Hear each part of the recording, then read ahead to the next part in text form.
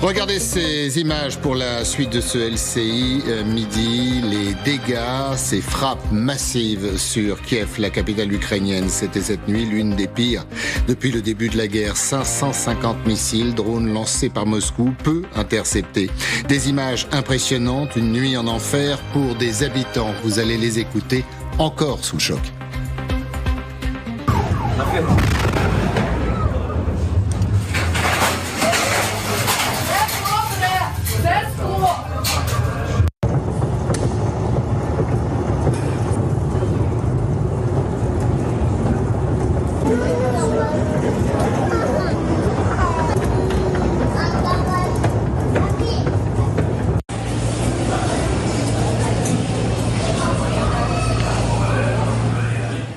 Ces habitants de Kiev cette nuit, réfugiés dans le métro de la capitale, pour celles et ceux qui ont eu la chance de le faire. On va les écouter maintenant. Après cette nuit de frappe, je vous le disais, peut-être la plus importante depuis 3 ans de guerre maintenant. C'était effrayant. C'était très effrayant. J'avais peur pour mes proches. J'étais là avec ma femme et nos voisins étaient également à proximité. Les gens pleuraient, les enfants aussi. Quand ça frappe, on ne sait jamais si ça va vous toucher ou toucher quelqu'un à proximité. J'avais l'impression que quelque chose volait à chaque minute. Les Shahed descendaient et puis, boum, boum. Nous avons alors réalisé que notre immeuble avait été touché.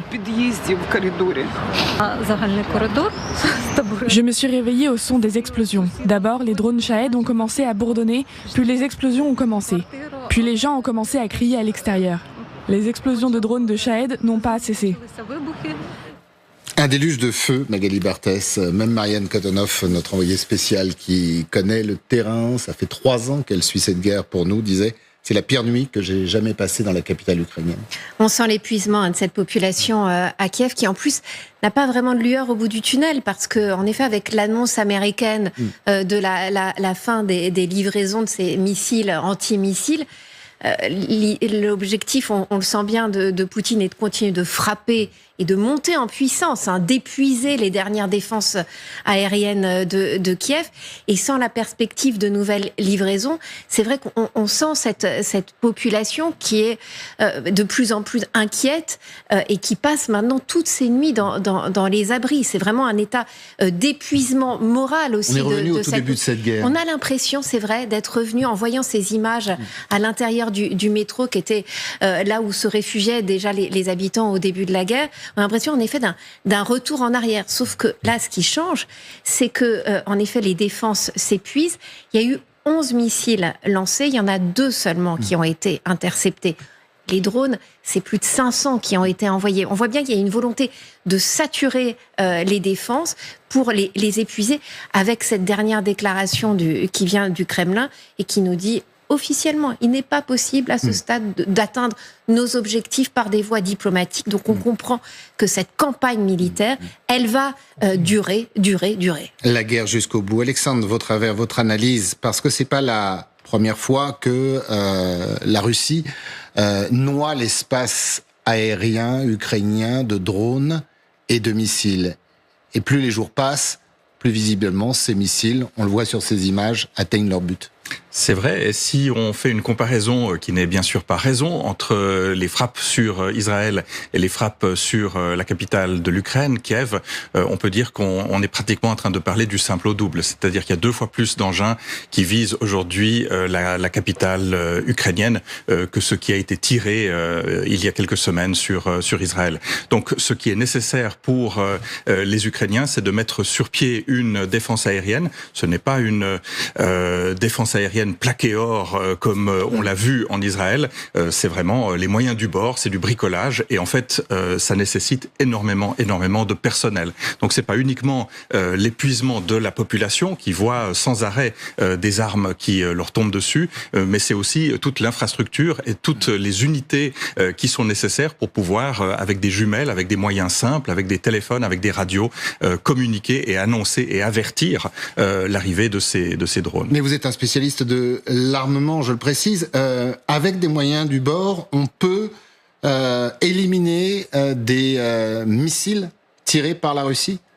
Alors ça dépend quel missile. Pour ce qui est des drones, là on peut dire que l'Ukraine a fait énormément de progrès, a mis sur pied des unités spécialisées, encore une fois avec des moyens relativement simples, beaucoup de personnel pour atteindre un objectif et un résultat qui est quand même relativement bon. Pour ce qui est des missiles balistiques, on a parlé du SS-26, le missile Iskander. Ça c'est un missile qui vole à 5 les 11 fois. Qui ont été tirés cette nuit. Voilà, ça effectivement, il faut du matériel très spécialisé, avec des unités extrêmement spécialisées pour pouvoir intercepter ce type d'engin. Marc, non pas votre réaction à ce qui s'est passé, mais cette volonté russe d'user l'Ukraine. Oui. Volodymyr Zelensky s'est adressé à son peuple ce matin. On voit que son visage est tiré, qu'il est fatigué, lui aussi. Il est fatigué. Il ne sait plus aujourd'hui. Alors, il parlera, on en parlera aussi, nous aussi, à Donald Trump dans l'après-midi. Mais on a envie de dire maintenant pourquoi faire et à quoi ça sert. Il est fatigué et inquiet parce qu'effectivement, ce n'est qu'un début. On voit là que la Russie, Poutine, ouvertement déjà au forum de Saint-Pétersbourg, le Davos poutinien, il a répété l'Ukraine et la Russie n'est qu'un seul peuple. Il a répété le fait que partout où un soldat russe mettait le pied, ça appartenait à la Russie. Donc il est sur une ligne maximaliste, il l'a dit ouvertement à Donald Trump. Et pour la Russie, d'une certaine façon, cette guerre qui s'inscrit dans la durée a un sens. C'est-à-dire, il y a une économie de la mort, comme l'appelle Michel Ignatieff, qui est un économiste qui vit maintenant à Los Angeles, parce que cela irrigue, cette économie de la guerre, irrigue la société russe dans ses profondeurs, dans les villages, dans les zones les plus pauvres, en même temps que les élites. Et c'est quelque chose qui tient. C'est-à-dire, jamais il y a eu autant d'argent en circulation. Alors, à long terme, ce n'est pas tenable pour la Russie, parce que, budgétairement parlant, c'est très très lourd. Mais que sera l'Ukraine à long terme ? Voilà, le problème, c'est qu'il y a maintenant, je terminerai là-dessus, une fenêtre d'opportunité, puisque les Américains sont en train de retirer, notamment, les ventes d'armes, les Européens ne sont pas encore prêts, et il y a cette fenêtre d'opportunité. Cet été risque effectivement, une fois de plus, d'être l'été de tous les dangers pour l'Ukraine. Alors vous allez voir, Machiavel, alias Vladimir Poutine, avait tout prévu, peut-être même également, et on va en parler, l'humiliation de Donald Trump. Nous sommes quelques heures avant que les missiles et les drones russes s'abattent sur la capitale ukrainienne. Vladimir Poutine est sur scène pour un sommet. Il intervient.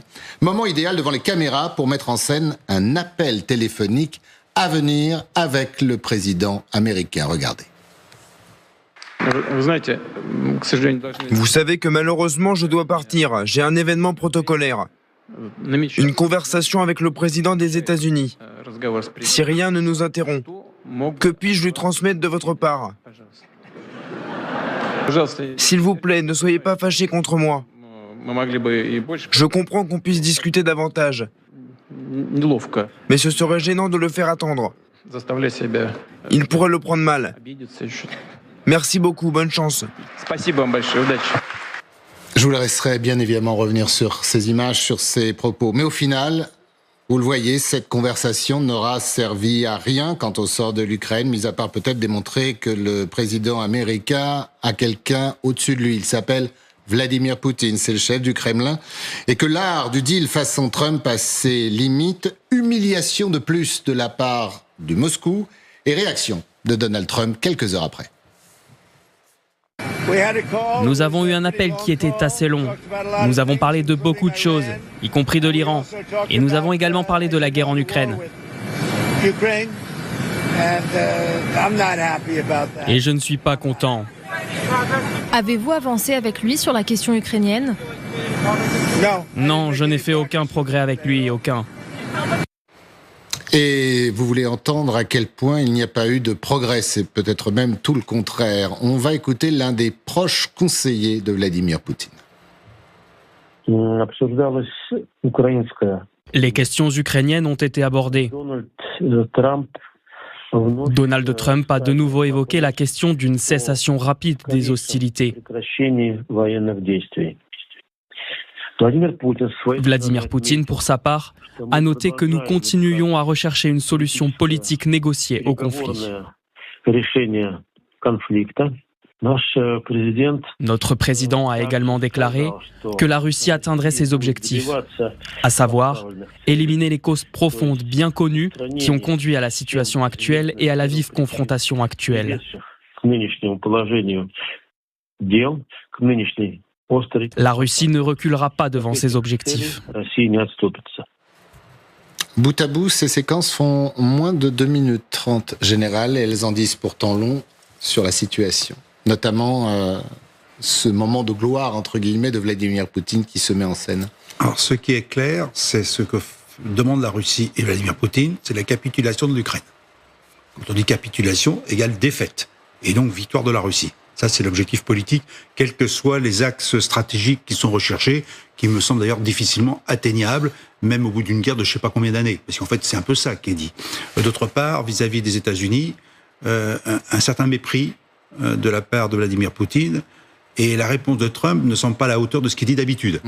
Donc finalement, je dirais que, alors, soit il est complètement du côté russe, ce que je ne crois pas, sauf que, deuxième point, peut-être que l'Ukraine ne l'intéresse pas, et ça me semblerait beaucoup plus probable. Il ne veut pas engager la Russie dans un soutien à l'Ukraine dans le long terme, puisque ce qu'on vient d'entendre... Les États-Unis. Pardon ? Il ne veut pas les États-Unis. Oui, que les États-Unis aident l'Ukraine plus long dans la durée, parce que ce qu'a dit Poutine, indirectement, c'est « je ferai la guerre le temps qu'il faudra ». Jusqu'au bout. Donc, le temps qu'il faudra, on n'est pas sur 6 mois, on est sur 1 an, 2 ans, 3 ans. Et après, je repose la question qu'on n'a pas posée. Et l'Europe là-dedans ? Est-ce que l'Europe va être d'accord pour soutenir, malgré les propos, soutenir l'Ukraine dans une guerre de longue durée, car il faudra bien derrière approvisionner l'armée ukrainienne et soutenir économiquement et politiquement l'Ukraine. Dans une guerre de longue durée où on va se retrouver forcément à un moment donné face à face avec la Russie.